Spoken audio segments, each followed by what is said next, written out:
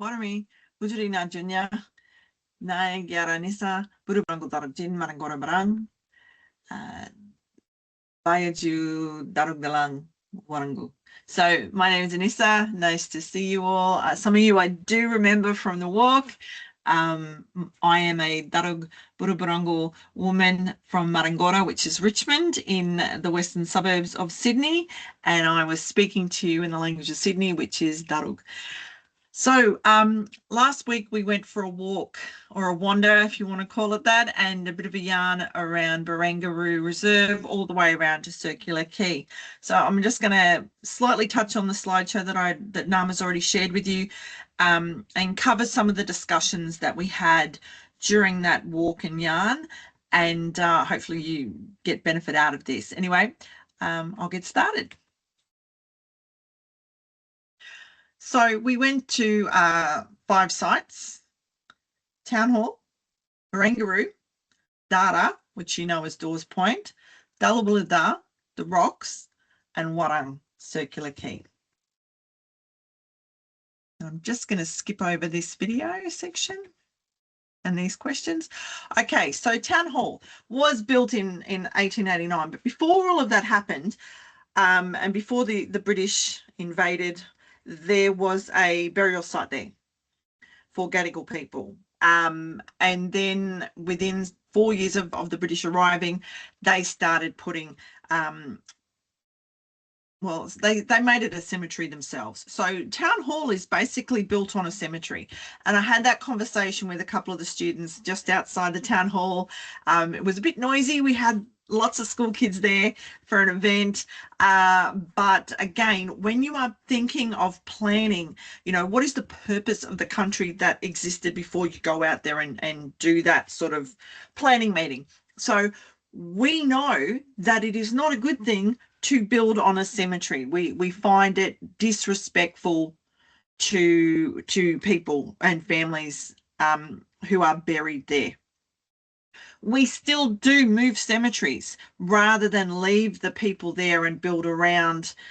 I know that sounds a bit weird, but it's just as bad as digging up bodies and then moving them elsewhere, knowing that they were there and their families interred them there.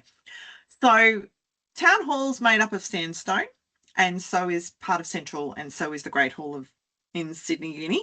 And I talked about where that sandstone came from. So it came out of country. It was ripped out of country, and it was cut up into blocks because obviously that wasn't the natural form of the sandstone. It would have come from sources that were equivalent to Juukan Gorge in terms of cultural sites and artworks, rock art, etc. So when the British invaded and they cut it all up, they didn't show the respect that most people have today for protecting sacred sites all through Sydney. If you look at the old maps, you will see there's sections where it identifies sacred sites. Well, to an Aboriginal person, we know where they are, and there's markers, and those markers have since been destroyed in order for progress. So when you are planning in a space, you need to be really mindful of the purpose. I'm going to keep going back to this. What was the purpose of country? And that includes, when it comes to working with the Geo-Naming Board around naming places. Western Sydney University is doing that right now. There's a new section for their agribusiness. I know this because I went out there for a consult around the words or the language to be used in naming areas of that place. So my argument was, what is the purpose of this traditional lands? And we had a senior elder with us. So I said, you need to walk country with Uncle, and Uncle will then tell you what the true purpose of this country was, and then we can come back and have this yarn with you about what language to use. So that's the sort of interactions that need to take place. If you're not sure of country, you reach out to traditional owners who will have that knowledge. Now, some of that knowledge is not in a book. You won't find it on a website. So it's really important that you talk to traditional owners, no matter where you are in the country. When you leave the university and you're employed as a planner, you need to talk to the traditional owners of that country that you're looking at. Got a bit off track there, sorry. So we went from Town Hall, and we caught the metro line to Barangaroo. And we got off at Barangaroo, we went up the stairs, we started walking around the space, and we were greeted with this, what you can see here in the picture that I put up here on the slides for you. So Barangaroo was named after Bennelong's third wife. She was a Gamaragal woman, a renowned fisherwoman. Now, anything that comes out of Wayang Bemel, Mother Earth, is women's business. That includes the waterways. Okay, so anything from there under, women's business. Anything above becomes by Biang Butter. Okay, so Father Sky. But that's not to say that men didn't fish. It's just that the main fisher people of Sydney, Warang, were women. Okay, so Barangaroo was created, this part here, because this did not exist, by uplifting, which is the term Nama used when I was talking about this on the walk, uplifting all of this sandstone, which has come from other parts of country or even from underneath the water itself, to create these steps that you can see here in the image that go all the way around here. You will see a lot of that as I go through the walk. And if you choose to go on the walk and you start at Barangaroo, pay attention to even how the coastline has been changed because of the uplift and building and extending out. We see the same with Warang, Circular Quay, and we see the same with Bennelong Point and even Dara. So keep that in mind if you go on this walk, but as you're looking at this presentation, thinking about, well, what did we do to change the physical and environmental and ecological face of country?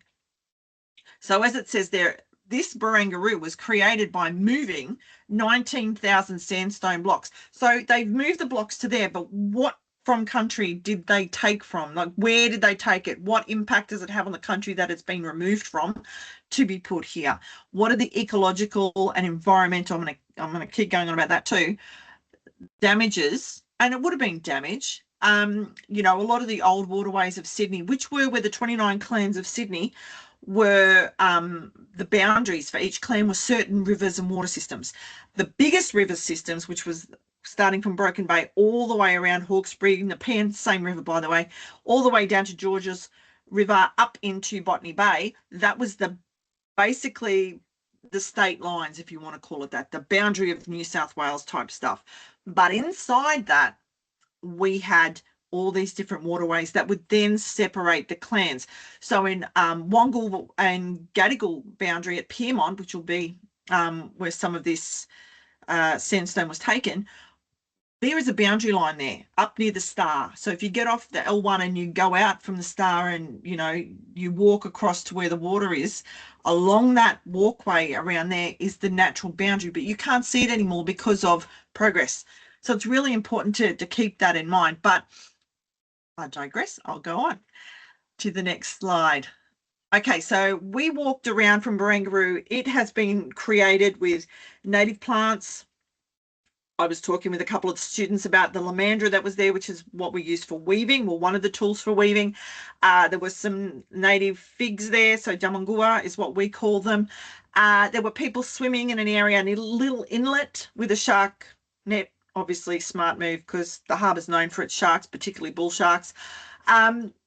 And just talking about the difference and the build-up, because if I just go back really quickly to the previous slide, you can see here, all of this is all built up. We know it's all built up. It's very modern looking. But if we go here, we can see that there's nothing really here minus the roads. And this would have all been trees, would have been lined with trees. None of this would have actually existed. So these trees here, more than likely, if this was all built up, would not have naturally been there. So you think about what was the purpose of the country at the time. Well, I know what the purpose of this section of this country was in the picture, because Dara, as I said, is an initiation site. So it is a male initiation site. So women should not be there if you follow cultural protocols. Dara is our word for tooth. And William Dawes, who you may or may not have learnt about in school, was an officer with Governor Phillip who came out to Warang and had his own little observatory, literally here. Okay, so for British early Australian history, that's an important thing. What's even more important was this site was a initiation site for boys to become men for Darug. Now, according to history, Dawes worked with Bajagarang. Now, you might know her as Pachagarang, but it's not how we pronounce her name. Bajagarang was a Gamaragal girl, just like Barangaroo, and she and Dawes recorded language. Now, that wouldn't technically happen here because Bajagarang wouldn't have been allowed to go there, and a young girl would not have been allowed to be near a grown man like that in that way unless they were married, and there's no record of that happening. So there's a little bit of historical love story going on. But the point of this is you look at this purpose of country. It was an initiation site. Now it is a tourist site. It is a place for transportation. As you can see here, waterways and on here, on the roads, on the harbour bridge. As we were walking around, there were different decades, centuries of architecture.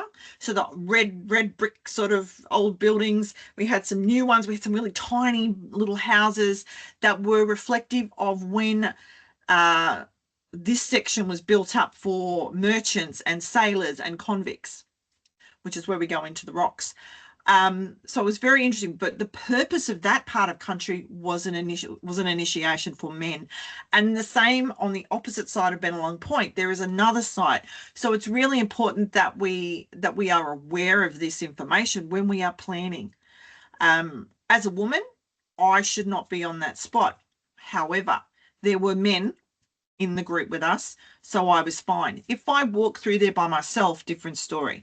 So it's really important that we keep these things in mind when we are actually planning, and that is why it's so vital to talk to the traditional owners, because that knowledge, again, as I said previously, is not in books, is not on websites. It's knowledge that's been passed down from generation to generation. And, you know, when you look at it here, if this was a men's site, there would have been no fishing, no nothing, because again, women were the primary fisher people. So they would have had to have gone to the other side of the harbour or further down. Okay, Dulawulla, which is the rocks. Now, we sort of touched on the rocks. As we were walking around, we got to this little, well, this section of just past the harbour, the harbour bridge pylon, and there was a whole pile of really, you know, schmick housing built there, or apartments. And Nama was very vocal in reminding everybody that that site was public housing, and it had been, and obviously it had been since the British arrived, because, you know, convicts and merchants and sailors in particular were not exactly rich. Well, merchants might have been, but the sailors and the convicts definitely weren't.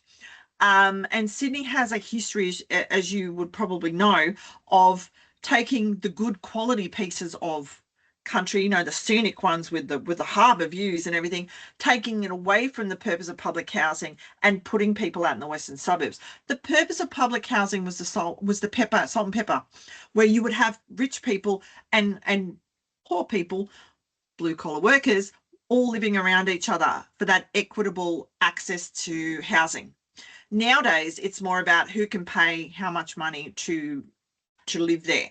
And they're doing the same in Roselle Bay. There was a couple of my aunties went and did a walk on country about Roselle Bay and a site that used to be public housing. And now they're looking at selling it off and building units and townhouses for rich people to buy. So there's another part of the inner part of Sydney that's being removed. So again, what was the purpose? Well, the original purpose of these of the rocks was to provide housing for the British. Original purpose was to provide housing for blue collar workers.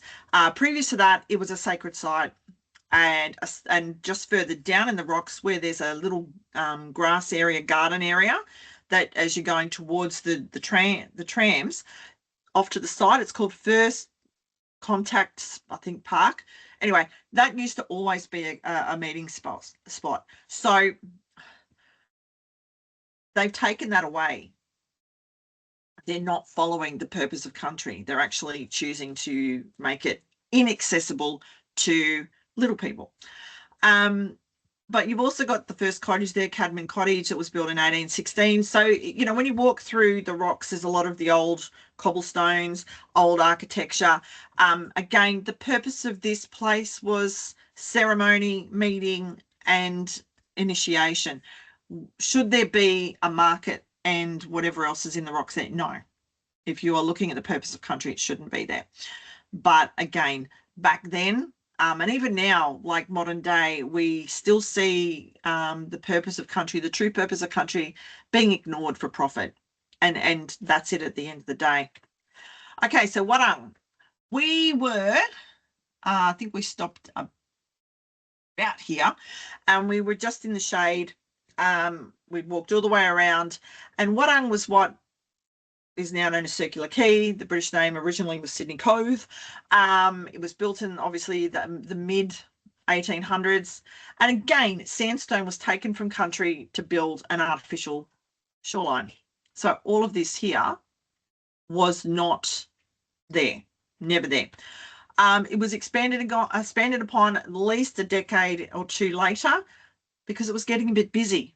You know, we had a lot of we had the second fleet coming across, we had a lot of people coming across, and Sydney started to build up, particularly in the 1840s. So there was a big push. So you've got all of these, again, mix of old architecture, houses and buildings. And if you go around, just around here as well, you will see a lot of the older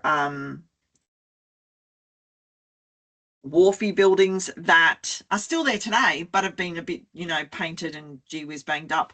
But the purpose of here was to have that port of entry so that everyone could start here, go to the next place, that wherever they needed to go. It was a central hub. It still is a central hub. We have the ferry system just down from this picture here.